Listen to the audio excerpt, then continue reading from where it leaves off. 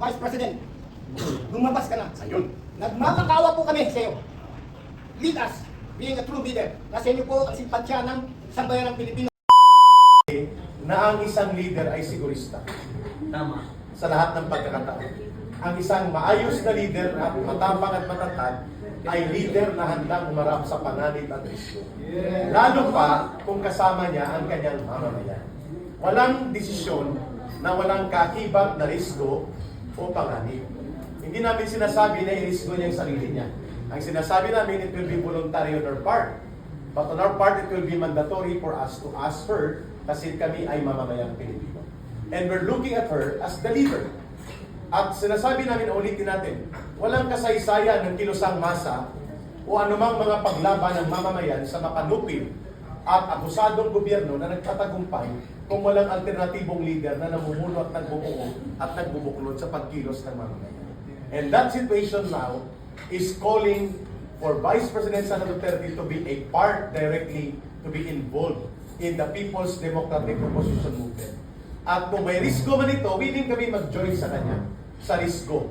Baka tinatanong nyo, paano kung aristuhin siya at ipapakulong siya? Eh di, pakulong tayo lahat. Lahat tayo sasama sa kanya. Di ba? Basically, wala pa kong pera. 6 ang kasong kinakaharap ko. Linggo-linggo may hearing ko ako, mga kababayan. I could have decided to escape. I could have stayed abroad at nag-asylum.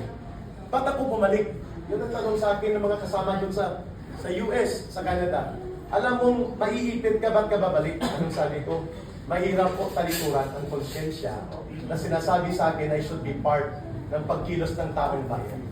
Baka sinasabi mo lang dahil hindi ka naman Vice President. The more that the Vice President should be standing tall for the people in the country because she has the mandate and sovereign will granted by the people sa kanya. Kami nga wala eh. Kuya Eric, ito ka na po. Malala na po at malalim ang problema ng ating bansa. Paulit-ulit po ang mga paglubha ng kahirapan, kaguluhan sa politika, at ang tinatamaan po taong bayan, mga mamamayan. Democratic institutions are being destroyed systematically, never seen before since after the martial law sa tatay, si Bongbong Marcos Jr. And so therefore, kumilos ang taong bayan. Pero sa pagkilos na ito ng taong bayan, mga kababayan, nakita po natin na isang malaking kakulangan na nanawagan tayo ng pananagutan at ng paniningil ng taong bayan sa 1.9 trillion pesos na pandarambong sa mga ghost or mga substandard flood control projects. Nanawagan tayo sa pag-abuso at pagwaldas, pagkurakot sa pundo ng bayan, and yet, dinidedma tayo ni Marcos Jr. I'm talking about yung tayo, yung mamamayang Pilipino. Wala siyang pakialam at bagkos pinalalak pa niya ang krisis politika at pinalalak pa niya ang krisis sa ekonomiya. People are in miserable conditions right now, mga kababayan. Kaya po, sa pag-uusap na ito, maraming salamat sa inyong pagdalo dito. We are bringing out the message. Ang taong bayan na naninindigan ay kailangang pagkaisahin. Kailangan may mamuno upang ito ay mabuo bilang isang malakas na pwersa sa pagsusulong ng mapayapang pagbabago. But, hindi magaganap ang pagbabago kung walang mamuno, kung walang direksyon, at kung kalat-kalat ang mga inisyatiba at mga pagkilos. Wala kaming ibang nakikita sa grupo na ito at marahil sasabihin na rin namin ang mayoriya ng sentimiento ng taong bayan. Naniniwala sila that the legitimate alternative leader that can bring unity sa pagkilos ng taong bayan at pagbubuo ng tamang direksyon sa pagbabago at reforma sa gobyerno is none other than the Vice President, Sara Duterte. But that call for her to lead our people in our country is voluntary on our part. But on our part, it is already an obligation to call on her, to To respond to the call is voluntary on her part. But to call on her to lead is an obligation for us. Kaya kami nandito. Kasi among us and all other organizations, iisa lang po ang mayroong mandato na ibinigay ng mahigit 32 million Filipinos na nagtiwala sa kanya that she can be the leader of this country. Walang iba, kundi ang Vice President Sara Duterte.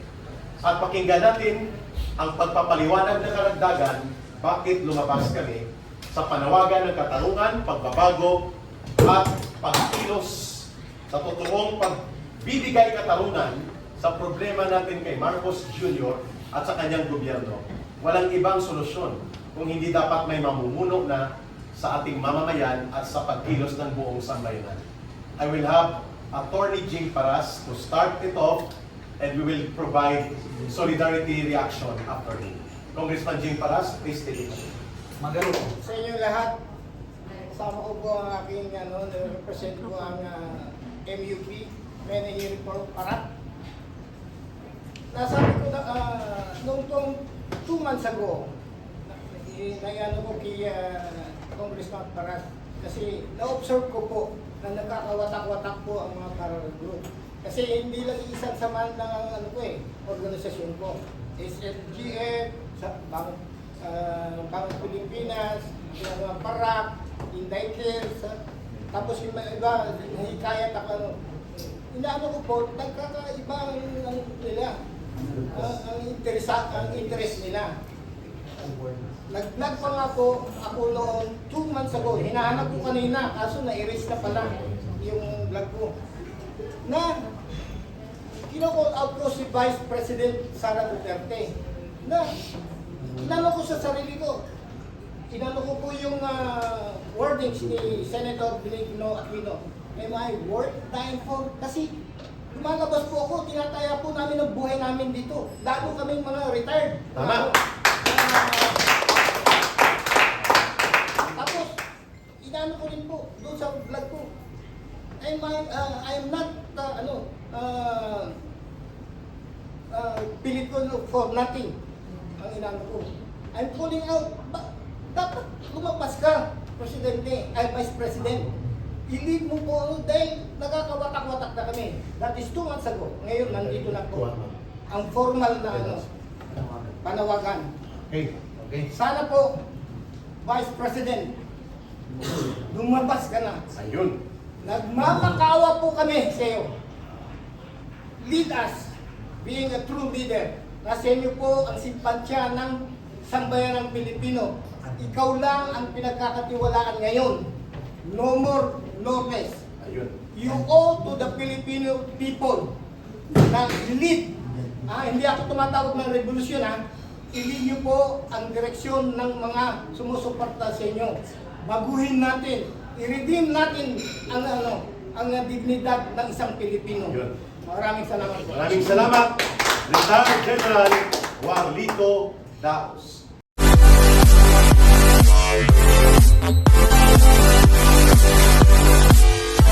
Bye.